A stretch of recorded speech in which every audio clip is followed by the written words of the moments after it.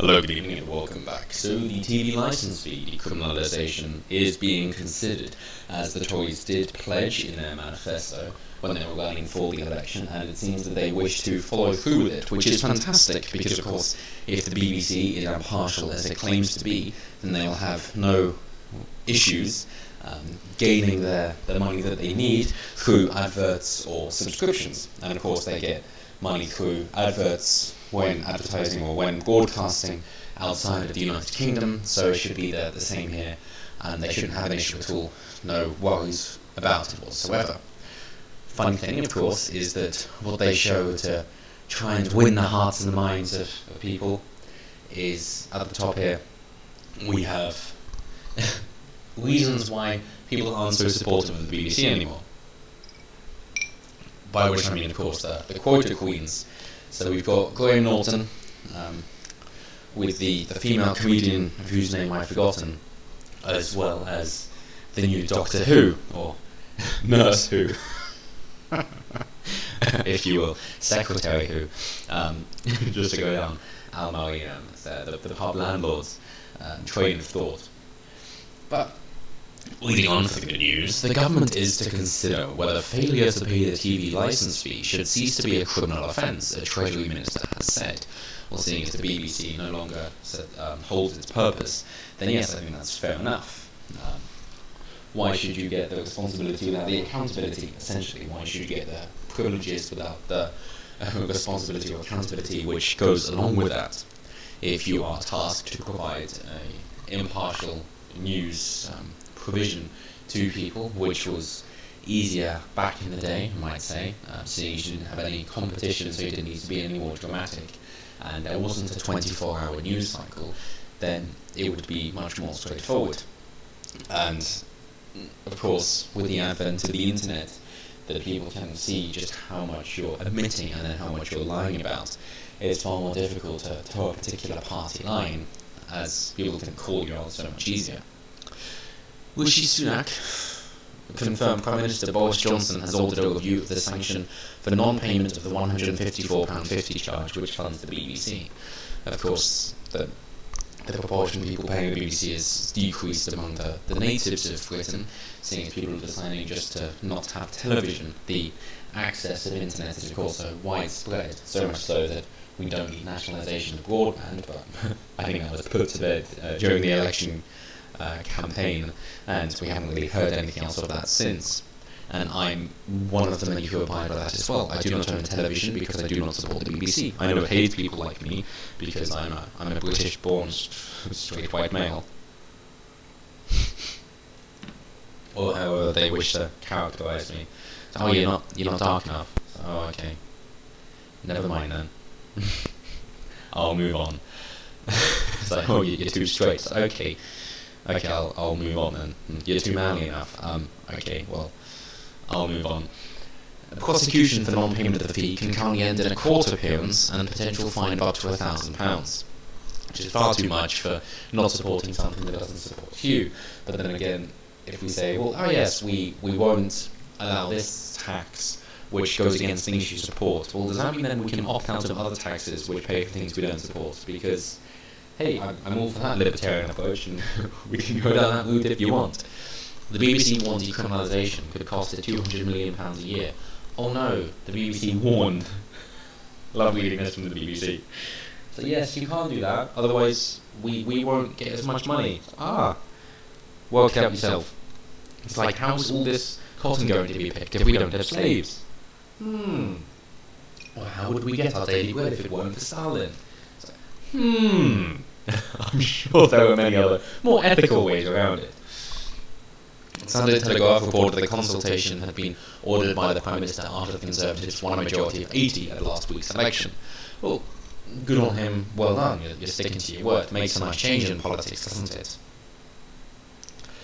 So the spokesperson said, I think it's fair to say people find the criminalisation of non-payment of the licence fee to be something that has provoked questions in the past. What a non-answer that is. Just say people don't like it. And we don't like it either. You're too biased. Job done. Income from the licence fee was worth £3.6 billion to the BBC in the last financial year, accounting for approximately 75% of the broadcaster's revenues.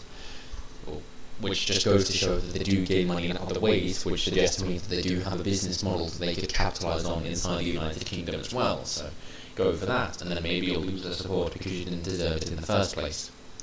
During the election campaign, Boris Johnson said he thought replacing the licence fee entirely needs looking at. It does, and just revoking it is what should be done. You have to ask yourself whether that approach to funding a media company still makes sense in the long term, given the way that other organisations manage to fund themselves. The system of funding out of what is a general tax bears reflection. Yes, but then of course that you could be starting a slippery slope for people then saying, well, yeah, but there are other things that we don't wish to support, whether that be war, interventionist, abortion, anything like that. The classics I go to is, well, if you've got a capital punishment and an army and abortion, and maybe you disagree with one of those on moral grounds, you think that it is murder, any one of them, but then your government has all that paid for by taxpayers, and you of course pay tax. At that point, you are therefore paying for murder by your own moral standards, which doesn't seem very moral, but of course that's just then the government saying, we know better than you. And it doesn't have a good track record of doing that. Otherwise, central planning would actually work, and communism wouldn't be such a tremendous failure. So, their spokesperson, Mr. Sunak, said he would not speculate on the long-term future of the licence fee itself, adding that it had been secured through to 2027, when the current royal charter governing the corporation ends. But he added how people consume media was changing, and it is of course right we continue to look at those things over time. Yeah, the internet and a lot of these things with innovation, seeing this exponential growth, is growing too fast for just individuals or bureaucracy which is designed to be slow to keep up. Drug laws are of course an example of that, with the scientists always being one step ahead of the lawmakers, and the same goes here with the growth of the internet and how quickly people are changing and learning, that the people of a different generation, maybe even two removed, definitely aren't up to date with what is happening in the world, and this is becoming more and more apparent as time goes on, as there is a greater separation between the young and the old. A BBC spokesman said the previous government review recommended the existing criminal sanctions regime should be maintained.